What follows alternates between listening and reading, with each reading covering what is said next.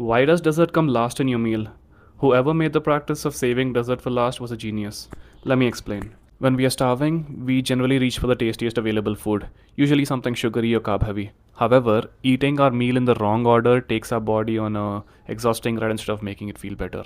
This whole situation depends upon the interaction between our blood glucose level and insulin when we eat food. Insulin is a reactive hormone which also acts as a gatekeeper for nutrient absorption in your cells.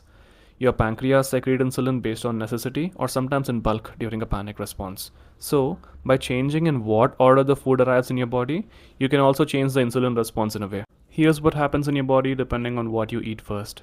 When you eat rice, bread, or roti first, which are packed with carbohydrates that require very little breakdown, they enter the stomach, then the small intestine, and are pretty much absorbed in the bloodstream in a matter of minutes. And as the carbs have already been emptied into the small intestines, the protein, fiber, and fat rich food that you might have eaten afterwards, which take a lot longer to process, are still sitting in the stomach. Now, there is a massive spike in blood glucose levels.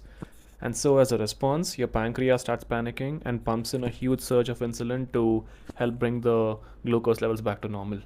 Now, looking at this, the brain senses that there is a rapid drop in glucose levels, so it starts firing off alarms saying, "We are running out of glucose, so start eating some more." It does not care that you also ate the fiber, protein, and fat rich food, so it basically gets rejected and then you end up eating more and more. This creates a vicious cycle of overeating and potential weight gain situations. In contrast, if you flip the order and consume your fiber, protein, and fat sources first, you're essentially changing the digestive mechanics. Because these have a lower glycemic index and take a lot longer to be broken down in the stomach before entering the small intestines for absorption, your pancreas does not need to respond in an emergency fashion, and then it can slowly and steadily supply insulin to meet the demand.